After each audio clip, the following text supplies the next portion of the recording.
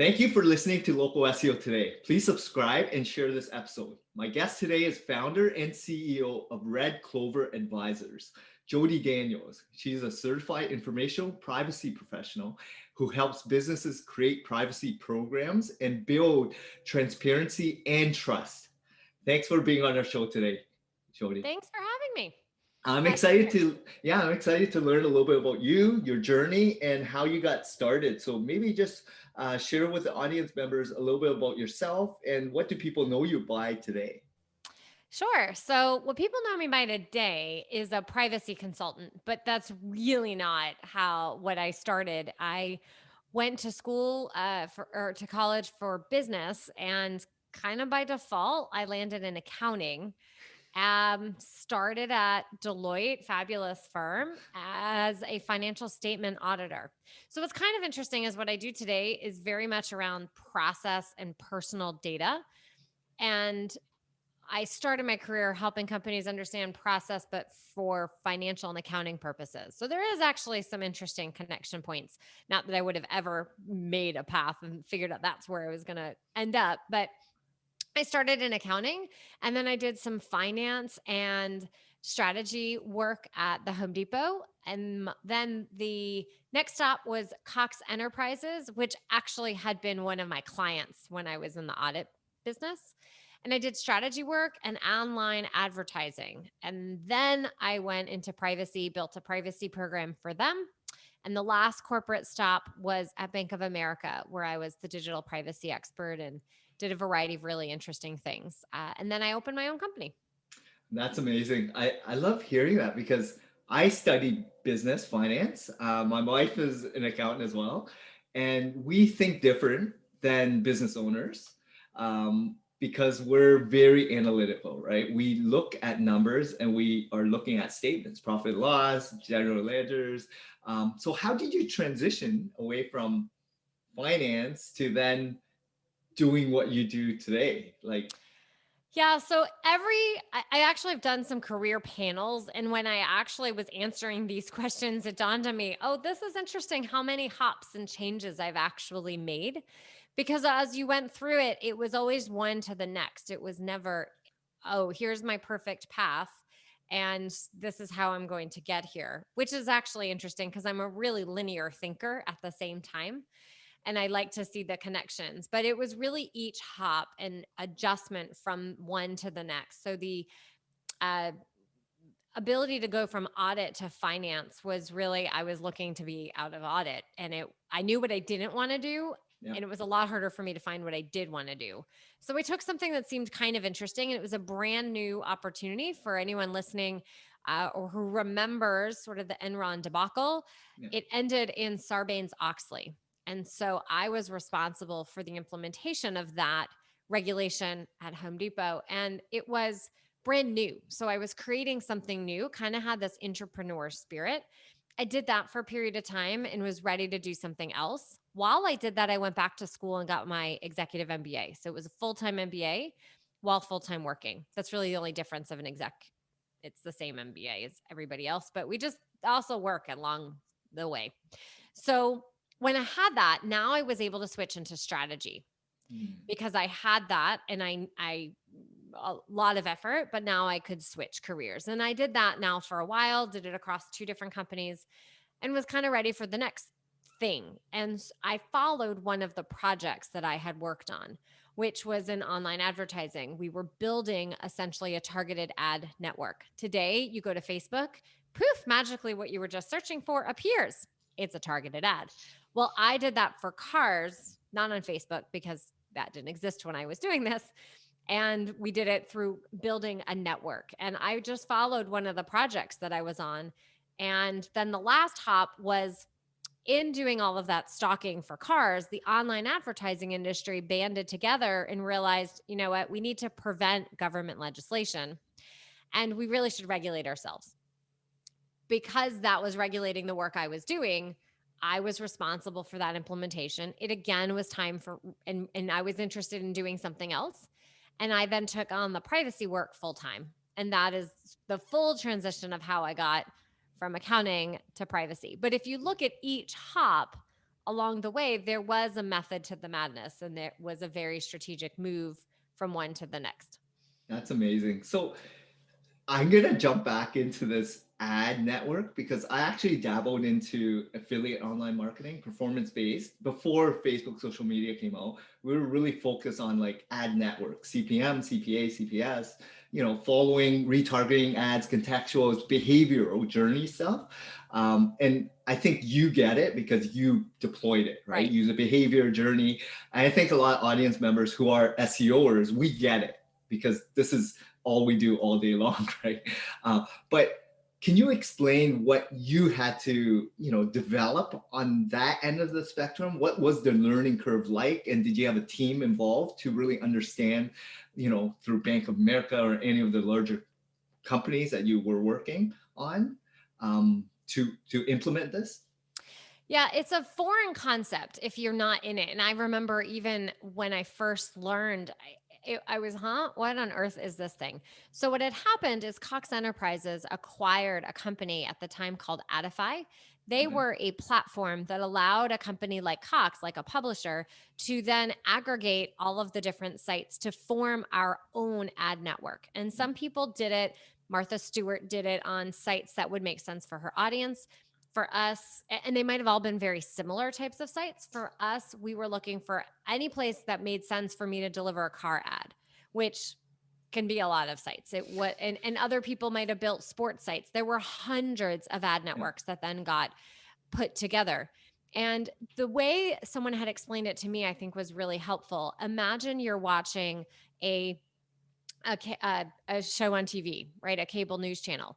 The ads that you're seeing, Procter and Gamble didn't go to each individual TV station across the country to place their ad. They worked with someone who aggregated all of that inventory for them. And it was the same idea here where we were aggregating all that inventory.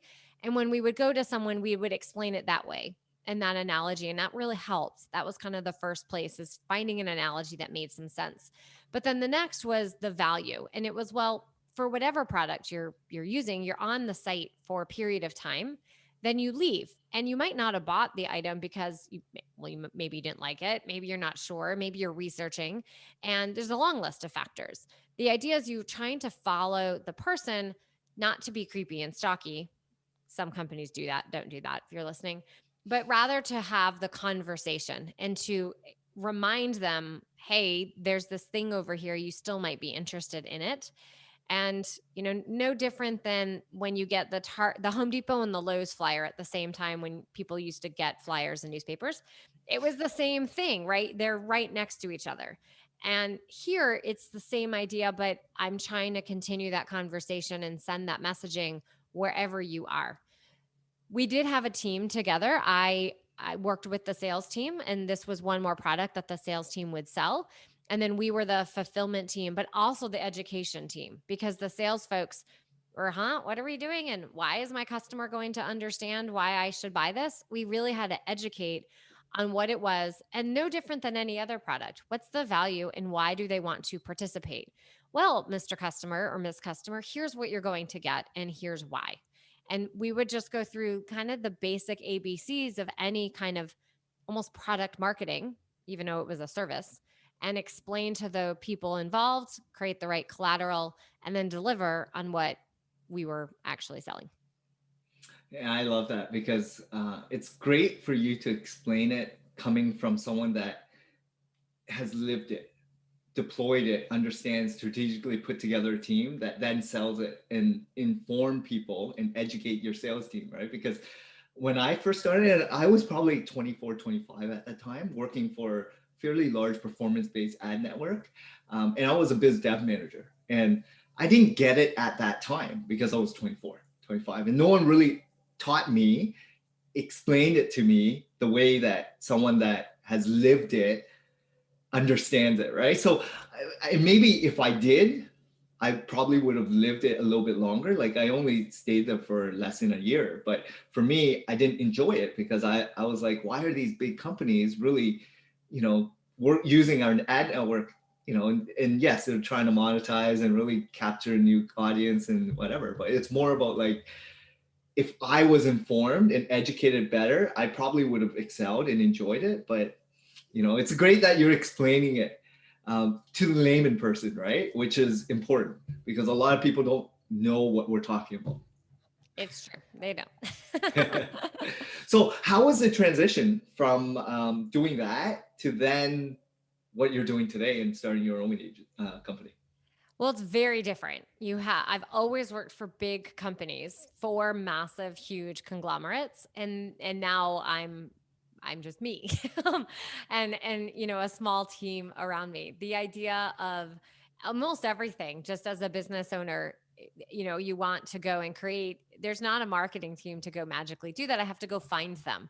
So it's certainly been a process to find the right people to help me along the way. And I am a big believer in staying in the zone that you know well and finding other people who are experts in that area. Some people are, no, I want to learn it all myself and I want to do it all myself. And I like to understand. I like to know. I don't want to know enough to actually execute it. I want the people who that's what they do all day long to go and do it, because I think my time is better spent in what it is that I know.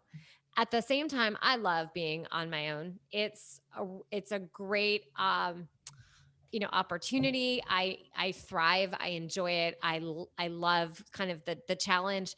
Someone talked to me last week and they said, so when you leave corporate to go on your own, what they don't tell you is that the quote unquote 40-hour week that you might have done working for someone else, whether that's real or not, but the idea that there's this 40-hour week and then you leave to go work like double. They don't tell you that part. And it is true. I feel like I work all the time, and that is a bit on me because I don't turn it off as well. I always see the opportunity and I want to keep pushing. And I'm doing that for myself. And I've worked for wonderful people and wonderful companies. There's nothing like doing it for yourself, and the push and the energy, and I thrive on that. And I do think it takes a certain type of person to have that inner energy to want to just keep going and send that email at 11:30 at night because I worked hard for it, and it's all for me. And it's not sure, certainly there's a paycheck, and if you think about other people, they might work hard and then they get the extra commission, but that's a very different feeling than knowing it's literally all your work and you reap however much you put in is what you're going to get back. Yeah. So, how did you shift that mindset from corporate to starting on your own to then did you have a lot of sales experience, like going out there and pitching your product and service and getting out there to get clients and adding value for someone to then want to use you? Right. So the only true sales experience would personally would have to take me back to high school when I worked at the Gap. And I actually loved retail. Yes, I still fold my clothes like they do at the Gap. And I have no folding board. But I actually loved it. And people have always said, I remember when I started in accounting, they said, you're totally in the wrong career. This is not who you are. And but I was in a sales role. The next closest would be sort of the ad network piece, because I would go with sales teams sometimes to be that subject matter expert to explain, here's what it is that we're selling. But short of that, no, I didn't have anything. Now, at the same time, both my parents have been in sales. My dad's the person who can sell ice to an Eskimo. And, I've just been around sales kind of all my life. And I've learned, I guess, vicariously through them. It's certainly been a learning curve, and I'm continuing to learn all the time. When I'm talking to people who've been doing this for quite a long time and I hear what they do, I didn't do that. I really should try that. And in a number of ways I do. And actually, you know what? I just dawned on me, didn't do it yesterday. Whole little trick. I realized, shoot, had a sales call yesterday and I didn't do it. Um, so it's been a huge learning curve from corporate to my own. I think the biggest piece is just the reality that if you have to get it done, it's on you, or you have to go find the other person to do it. There's not just like a team magically there waiting for it. There isn't a marketing team. You have to go create and find the marketing team. And then that's really hard when you're just starting. You're also trying to the hardest part is trying to deliver the work and get the work and do all of those pieces. And it just takes time to be able to grow and scale. And for me, I was very particular. I wanted a certain brand. And so I've done it probably a little bit slower than I know I would like. And maybe others have, because I really want that personal image and that brand. It's all reflective of me. And but it's been a great experience, and I love the thrill of growing something that is shaped by what I'm doing. And it's also super terrifying because everything, it's all on me. There aren't other people unless I bring them in and we do it together. It's great showing your vulnerability too. And I love how you're expressing it, because a lot of people don't understand what it takes to start something from scratch, right? It's like taking a big leap into a different career, but no stability, no income, no revenue, no nothing. And you're jumping in blind, unless you were kind of doing it on the side to gain experience, garnish that. But if you didn't, like, Yeah. where now and you didn't even have any sales experience, how do you go out and sell it if you have no experience? Just like anything, you should really practice it a little bit, to get better. And it's okay making mistakes, learning from it, evolving. That's the whole journey aspect, right? And I used to work in corporate as well, and yes, I had a team and it was great. That now when I'm myself, I'm like, can I afford a team? Should I do it myself? Or, can I afford at this time? And what are they going to bring to the table that I can't do myself? How much time is it going to take? How effective are they versus myself? Like, you're always trying to doubt and weigh pros and cons of it all. Certainly. And a couple interesting points. For me, I did do a lot myself, and I've always presented before. So the idea of having to present your story, your facts, and communicating, I think, is so much about what sales really is. I had done that a lot, and I love that part. I love talking. We're talking. See, this is fun. And that to me wasn't hard. I think if you're someone who you didn't do that, maybe this is all new to you, the idea of presenting or communicating, that would be really hard. Um, I continue to learn. I think learning all the time is really important, the whole idea of a lifelong learner. But I also surrounded myself with other business owners so that I could learn from them and see what they're doing in all different types of industries. I will admit, I actually thought I needed to learn more from people who were selling what I was selling. And I've realized, no, you actually can learn quite a lot from really anyone. Someone who has a brick and mortar store, I don't have a store. I can still learn from their approach of how they're managing customer service or how they're approaching sales or thinking about things. The idea of surrounding yourself with like-minded people can significantly help.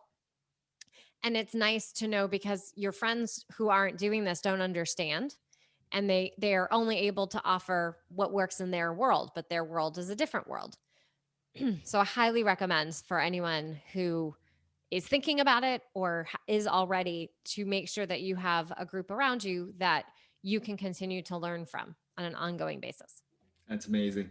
Growing up, did you ever imagine yourself as a business owner?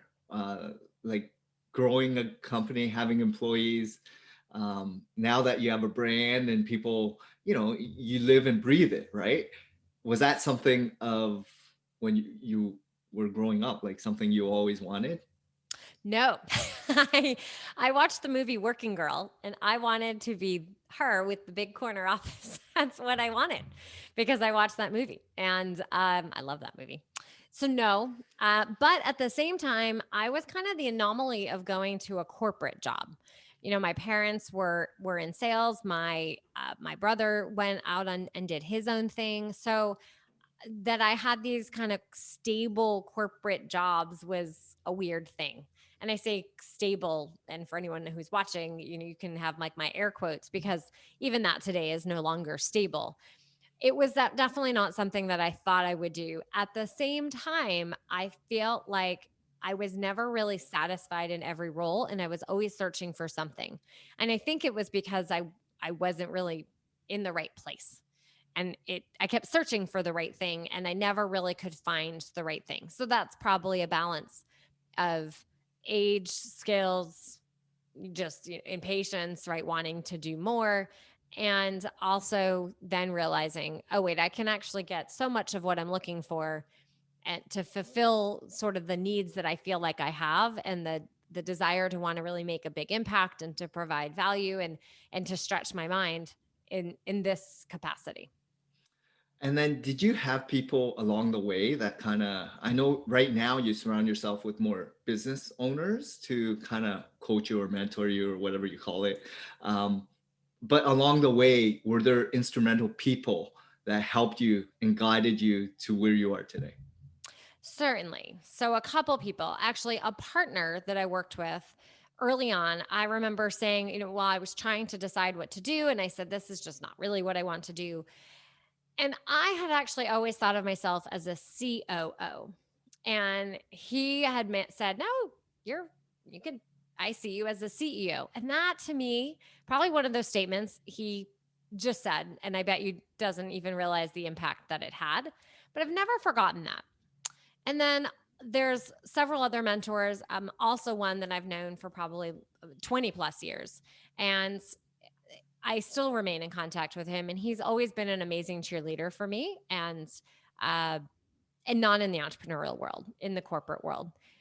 So he's been extremely helpful. And then, huge credit goes to my family and my husband, who has been a significant supporter of my embarking on this journey.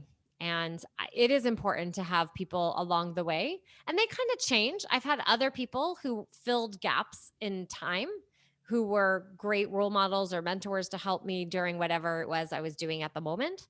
And then, they kind of filled that time period. And there's some that last a lifetime. Those are much far and few between.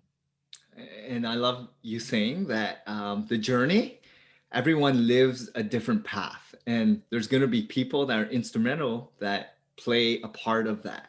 And there's going to be people that really stand out, and there's people that really just help you guide you through that challenging time or whatnot. So I love hearing that because a lot of people are so focused on one or two or five people. That's it. Well, it's a lifetime. It's a journey, right? And there's so many other people that play a very instrumental part, from friendships to managers, colleagues, VP, CEOs, business owners, whatever it is. It could be anyone, your neighbor, church leader. It doesn't matter, right? It could be someone that really impacts you, resonates with you, and really, pushes you a little bit further, right?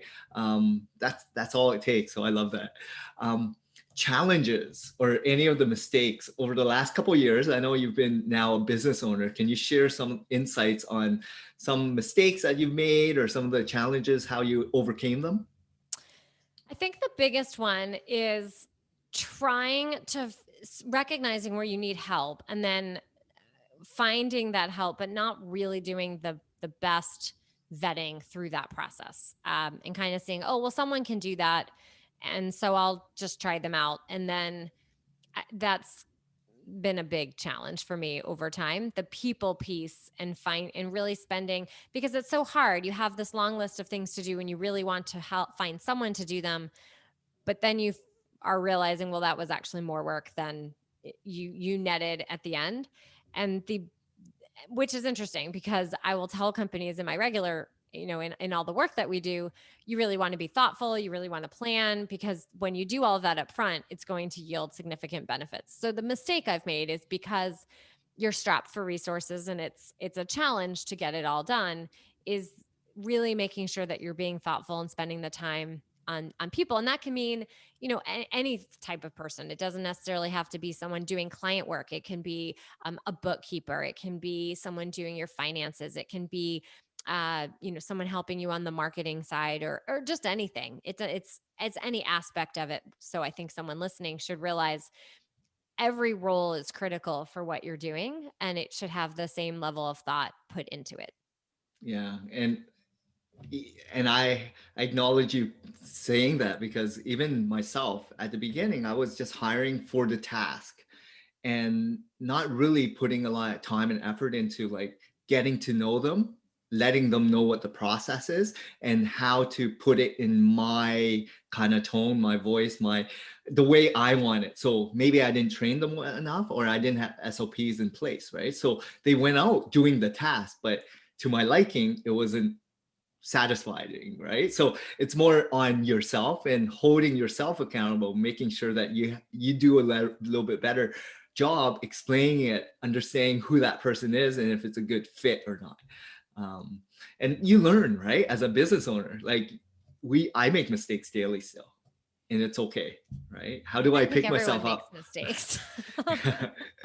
And it's okay, like as long as you acknowledge and try to minimize them and get better along the way, that's the only way to improve, right? Your company, yourself, you're always trying to do the best you can, so it shows growth, right? Absolutely. Tips.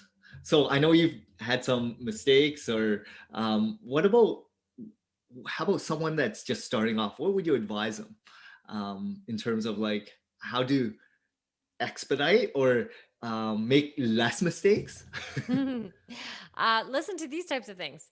The first would be really, I think, what we just talked about, which is as you're going to bring someone on to do any type of task. I like what you had mentioned. Is it a task or someone who's going to really be here for a longer period to fulfill, um, whatever role it's going to be, and how do you want to be represented, and how did you communicate that to people? Because I am like you. I think I've tried to jump in to solve the task that needs to get done, and I didn't spend as much time preparing that person as well as I could have. So really doing that up front, I think, is going to be really helpful. The same time that's being spent on the who you are and what you want to represent will tie over into the actual work you're going to do. What is the message that you want your clients, your customers to be receiving? And how are you going to communicate that to them? And how are you going to live through that? Because you will have some interesting situations. Someone might refer a client to you, and maybe they don't match up and line up with what you're doing. And so while it might be revenue, does it really match who you are? And think about kind of how you're also going to spend your time. And you only have the same amount of time as everybody else. Another area that I think I can continue to learn on, which is learning how to say yes to the right things and no to the other that won't continue to match with your vision. So that vision is going to play into so many parts of your company, and oftentimes everyone wants to just jump in and get started, and I'll kind of figure it out. And I certainly think there's a thought to being able to figure it out. But I did spend time saying I want a brand, which is why it's not my name, it's a company, and why I can have other people work with me, because we're building a company. That was important. Some people might not want that. They just might want to do whatever work they bring in, and that's fine. So all those kind of foundational pieces will continue to play out. It'll play out in your marketing, how you explain who you are. Will you use I? Will you use we? Even just that makes a massive difference. So that, again, kind of that time, that vision of who you want to be and what brand you want someone to think of you is critically important, and then it translates into all the other areas about making sure you're spending time educating new people that you'll come on, finding the right people. And the last tip is something I've said before, but I do believe make the investment in the areas you don't excel in, because then you can spend your time in the areas best suited for you, which will actually earn you more money And that last point, and time. Time might be more interest than just money. yeah, delegating, understanding where you bring the most value in your business, outsourcing the rest, or hiring people for certain roles and tasks and duties. And, if you're not strong in sales and marketing or advertising, get someone to do it, right? Like, it's okay. Acknowledge it.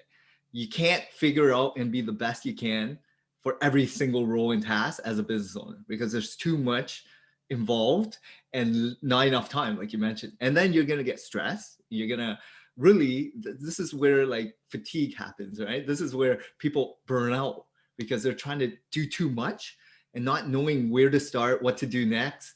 There's a huge task list. It's like overwhelming, especially when you're just starting off. And then you come to a realization hopefully you're still in business because you're still enjoying what you're doing. But a lot of people forget why they're doing it. What's the purpose? They're taking it on because they want to serve others, or they're bringing more value to the marketplace, or whatever it is.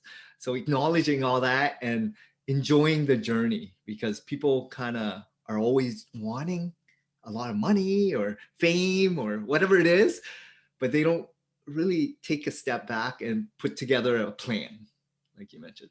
Absolutely. And I would say one more, which is whatever the and it matches with what you just said. Whatever your plan is, your why, I think you really have to have your why. So I have my why. And as a big piece of that is also knowing to think like the CEO or the business owner you aspire to be. So if you aspire to be, a $50,000 CEO, $100,000, $500,000, million, 5 million, 10 million, 20 million, 100 million, whatever number it is for you, think like that, because then your decisions will be different. So if you aspire to be a $10 million CEO, a $10 million CEO is not going to be doing some type of certain work. They're going to find someone to do that. And right there, that the way you would approach that challenge or that issue is going to be very different. So that was a tip to me.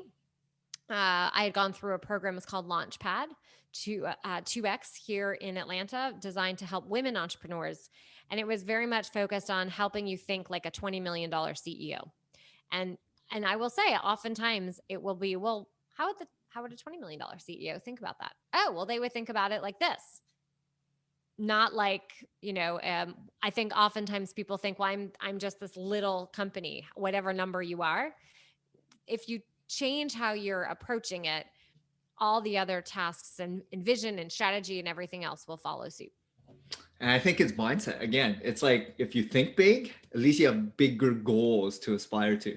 But if you think small, then that's where the barriers come up, right? It's like, oh, I've already hit it. Okay, then what?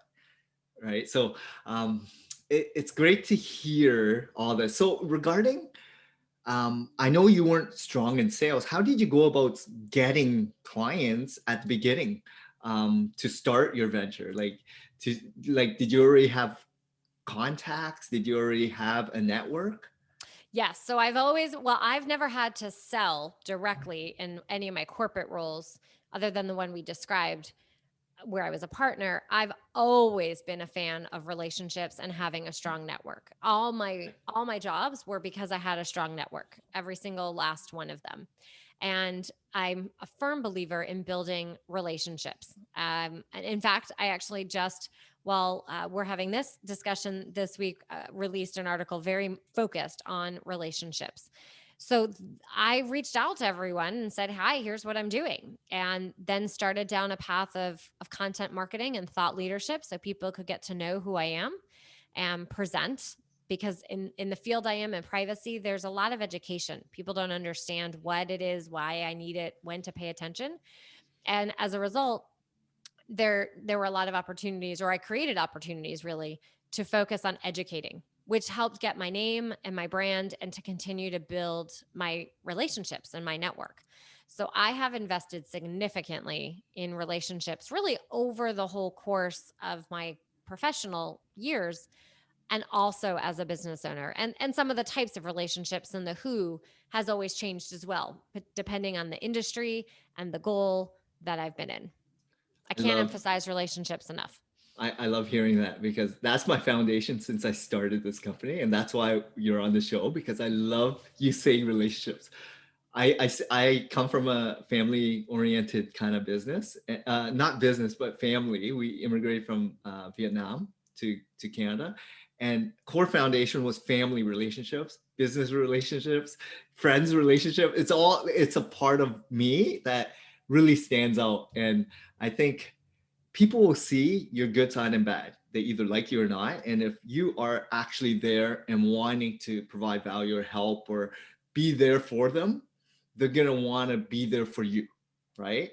But if you're not helping anyone or giving as much as possible, they'll see that you're a taker. You're really in it for your own self-fulfilling purpose.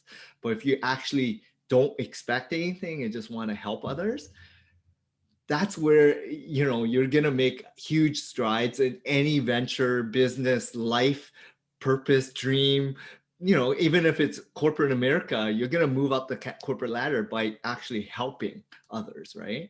um, Maybe you can speak a little bit on relationships. Well, I think to have an authentic relationship, it's about getting to know the other person and reaching out not only when you need something.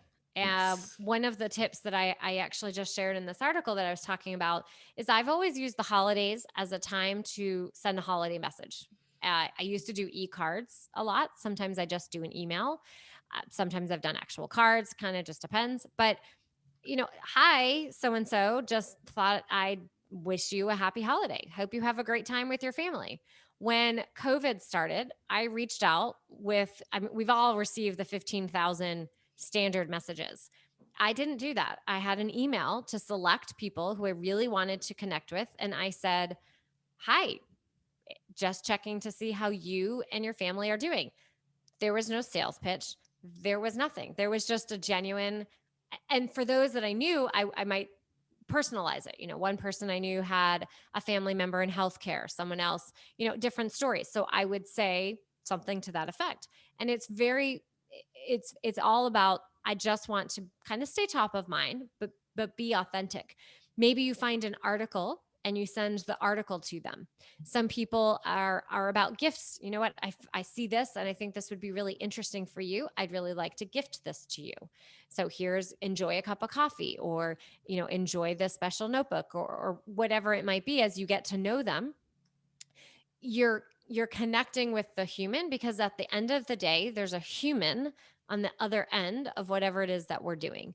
And sometimes that's hard to remember because we're so, and especially in the marketing space, well, it's how many emails and how many people clicked and how many people liked, and we're so focused on all these metrics and analytics. But at the end of the day, you're actually just trying to reach another person. They have to brush their hair every day and brush their teeth and eat and do all the same things, kind of no matter what industry or role or title or any of it. And so when you get to actually meet the person and you just connect at that level, then they get to know who you are. And it is overused a little bit, but it's true. Know, like, trust. I have to get to know you, then I'm going to like you, then I'm going to trust you. And there are going to be people who you will meet who will not. It's just not going to click and connect, and no matter how hard you try. And that's fine. Just go find the next person. There's plenty of people. You just have to meet them and get to connect with them. Yeah, and I think it was 2 years ago. I was doing a weekly coffee with people that I've actually engaged with for many years, or I lost touch with because of life, right? Getting married, kids, or whatever. Everyone's busy with their own life. But just that subtle, are you free for coffee? Let's catch up, right? Because I'm more like old school. I love meeting real people as opposed to like email, social media posts or whatever. I'm more about like interacting with real people and having a real conversation, a deep conversation to see where they're at. How can I help you? How can I, really understand where the problems lie, right? In their family, health, whatever it is, business. If you actually want to do something and do it well and help someone, they'll acknowledge it, that you're not in it to like, whoa, what's happening? What's in it for you? Like when you start seeing that, then your approach is completely wrong. But if you're doing it out of like just a big heart or someone that actually cares, they're okay with that, right? They'll let you in because they'll know that you're actually in it for the right reasons, if that makes sense. Absolutely. Absolutely. Sometimes you can't always meet. I think Yes. especially in Right now. Yeah. the kind of, I mean, I've always been remote. My clients are across the country. So for me, I need to connect with people, with virtual coffees, or just another way. And I think the world is continuing to be global and remote all at the same time. I used to have oodles of coffees when you got to meet humans. I would do tons of coffees. I will be honest, at the same time, I've been able to meet more people right now because, kind of factor in the drive time and the coffee time. So we have a virtual coffee, and it's not quite the same, but where what's been interesting is now people turn on their video. They didn't all turn on Mm, their video before, and now magically everyone's turning on their videos. And I think that's making it much more personalized. I mean, look, like we would never get to have our coffee in person because we're really far airplane ride. I mean, you're very lovely, but I'm probably not going to get on the airplane just to be able to have our cup of coffee. Now, if we're in the same city, yes, of absolutely. course. Hey, let's have that. So the Yes. idea that we have this ability to do that, but maybe in a couple months, I send you a quick note, just wanted to say hi, see how you're doing. You're going to think, wow, that's kind of cool. Look at her. She remembers me. Yeah, I totally agree. I mean, just when people are least expecting it, and just be ultra grateful for acknowledging a great person behind the screen, right? So I love that. Technology, what have you found? Because during this pandemic, I'm sure a lot of meetings are now online, but has that really helped your business with technology? Well, I was always Zooming and screen sharing and video calling. So for sure. And I'm a fan of technology. I'm still trying to find the right tools. I feel like I'm always trying to find the right tools.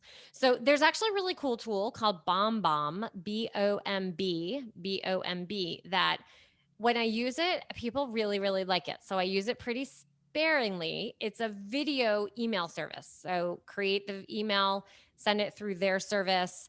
The other person opens it. What's kind of cool is you get to see the metrics though about it, which is different than if I go and create a video in Loom, and which is a really cool tool too, and stick in an email. You kind of don't get the same metrics. So that one's a really interesting one, and people love it. I'm still trying to get better on my CRM tools. I do have an email. I don't send doodles of emails, but I do have an email service provider. Um, Trying to find the right project management system. Still trying to work on that one. Um, and then Dropbox, especially in kind of the security field, I like the Dropbox. And then I use a proposal software system and Slack. I think Yeah. those are So with probably the core ones. Yeah, as a business owner, especially in the tech space or security, and I'm in the SEO industry. So for me, we have a whole stack of tools and software. So if you want any suggestions or questions on that, you can always send me a message because we've probably tested a lot of software that you're looking at. Yeah, I'm always up for good, reasonable software that makes things better. I am using Zapier, but I'm not using it enough. I know that there's all kinds of other things I can be doing. I'm still trying to figure it out. Oh, my favorite tool on the planet is Calendly, which is Online booking. the one that you're using. I use Calendly. It's actually in my hometown. That is, as soon as I turned that on, that was just a game changer. It is the best invention on the planet. So if I need like other really awesome, cool inventions like that one. Yeah, so the whole point about software and tools is not every tool is gonna work well for your purpose, right? It's probably some of them will be more productive for you. Some will actually, be more of a strain because you got to figure out how to use it, right? So just see what works for you and your team because not everyone's going to integrate properly as well. So if they don't like it, your team members, it's probably going to be more of a detriment, right? So you got to figure out what works. And that's why I've learned, like, we're very basic too. Like we used to do a lot of Trello, Slack, we use Asana, we have like every single tool software out there, but it's overwhelming sometimes when you go training, onboarding, and then the learning curve at all, because there's nuances for every single tool. And then you got to customize it. It's, the time wasted, is it going to be more efficient and productive for your team? So just learning that. And as a business owner, it's just another thing on your plate. Do you Right. want another So thing? I'm curious. Do you have of the Trellos and the Sanas and all those? Which one do you use, if any? Like we used to use Slack, but in terms of my team, we just communicate very straightforward. Skype, instant messaging, WhatsApp, just whatever works, and it doesn't matter, right? We use Google Drive, Dropbox, OneDrive for storage. We have CRMs. We have the Salesforce, or we use HubSpot. We use Infusionsoft. We use a ton of different email providers. We use BuzzStream, BuzzSumer. We have tons of SEO software. We have so many different tools and software. It's just overwhelming. So for us, it's like keep it simple, keep it straightforward, so everyone can then use it. If that makes sense. That's good advice. Good advice. Simple's good. Yeah, because it's overwhelming. Because every month, every year, there's always new ones coming out to be more efficient, price less expensive. But do you need it? Right? Every time Need you is very change it, relative. oh, but it's changing the whole process, right? It is. Changing No, you're the absolutely right. adaptation. And then you got to train and depending on your size of your team, right? Like if you're 1 to 5 people, that's not a problem. But when you're 50 or 100 people team, that learning curve, the Right. No, adoption it's a big, takes big, time. big difference. Yep. Absolutely. So in terms of, I know we talked about like putting out content, positioning yourself, then building a ton of relationships. Did you ever do a lot of like networking or meeting people outside of people that you don't know, or is it really targeted? Oh, so well, my whole career, again, I've always done networking. I've always been involved in a variety of different organizations that kind of made sense for whatever it was I was doing. Yeah. And as a business owner, I've been involved actually in a great organization called Provisors. It's all about professional advisors. Okay. It's kind of regional. It's only in select cities, and then, but in COVID, we've had the opportunity to connect on a national level, and that's been phenomenal because it's really allowed me to get to know people across the country in that I wouldn't have known. I'm also a part of entrepreneurs organization, and that also allows me to meet people both locally and around the world. And I've met a number of different people through these organizations and through the privacy community. So certainly meeting people that I don't know. And then through kind of that first meeting, they always say, "Oh, well, you really should go and meet so and so." And then that person says you should go and meet so and so. And some of those meetings are great and some of those meetings are a waste, and you don't know until you just go and do them. I always approach with, well, each person is just their own unique. You never know. You can learn at least one thing. Maybe it's even how you practice what you say. That could be something useful. And for anyone listening, kind of think about the industry you're in, and either local organizations, national organizations, trade organizations, industry organizations, and then whatever makes sense, potentially some type of professional services networking group as well. What I like about the ones I'm in is they're very focused on relationships, not networking, because the word networking feels like it's one-to-one transactional. And that's A, not who I am, and B, I don't really think it works that way. So I found things that align more with my values.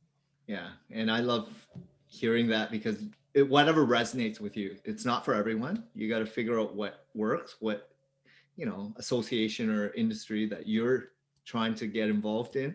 Play an active role, and that's the other thing. Like, be active. If you're gonna join something, really join it for a purpose and do something with it. Right? Don't just be a silent, member. Um, so last couple questions I want to ask you. So what drives you today? Seems like you've had a corporate, a couple years to then do your business. What really motivates you today as opposed to a couple years ago? And what do you see yourself doing for the near future? I think the motivation is a couple fold. First, it's my big part of my why is freedom. I'm the mom of two girls, and I really want to be able to be with them the way I want to be able to be with them. And so the ability for me to do that is incredibly important. At the same time, the industry that I'm in, privacy is it's kind of just in its beginning stages. There's privacy and security. So for anyone not familiar, security is very focused on the protection of data. Privacy is very focused also on that, but more on the use and collection. So everything that all marketers are doing has a massive privacy piece, right? Should I use the data? And I feel like it's just in the beginning stage, and as we're experiencing a massive digital transformation, there's a big opportunity to help educate and to help companies through this. And I like the ability to be able to be here and help companies sort through what it is that they need to be doing at this really interesting time. It's a bit of a crossroads. There's been a bit of a wild west for a while. We have new government legislation around the world, and companies are trying to figure out what to do. We're about to move into a cookieless world. What does that look like, and how are companies going to still be doing it? So when you kind of smush all that together, I find that a really fun and interesting challenge. And again, I like the ability to help people. So that is my foreseeable future That's awesome. and And my why. yeah, because right now, not only is the industry at the infancy, there's a ton of growth and opportunity, but then comes the educational piece, right? It's like, how do you get to the people that are actually decision makers to let them in on like the vulnerabilities, the security risks, the, you know, to educate them enough for them to take action or even listen, right? To open the door. So I love that. And it sounds like you're having fun and you're enjoying the process. And that's the most important thing, I feel. Um, Absolutely. and then it seems like your head is, revolved around family and, your freedom as well. So it's like, that's what the lifestyle of a business owner should truly be. You shouldn't be running crazy running a business, right? You need goals, you need aspirations, you need to figure out what's important to you and then mold your business to align with what you want out of it, right? So I love hearing that from you as well, Jodi. Thank you. So thanks a lot. I wanted to then just ask you, how can some of the audience members reach you, get a hold of you, connect with you on any of the channels that you're a part of? Sure. I'm easy to find on LinkedIn. Jodi Daniels. Red Clover Advisors is also on LinkedIn. Our website's just redcloveradvisors.com, and we have a lot of information and contact information that's there. So we'd love, we're also on Facebook, so you can go and follow Red Clover Advisors on Facebook as well. Amazing. Well, thanks a lot. It's been a pleasure getting to know you, Jodi, and we'll be in touch for sure. If you're ever in Toronto, let's get together. Absolutely. Thanks so much for having me. Thanks a lot, Jodi.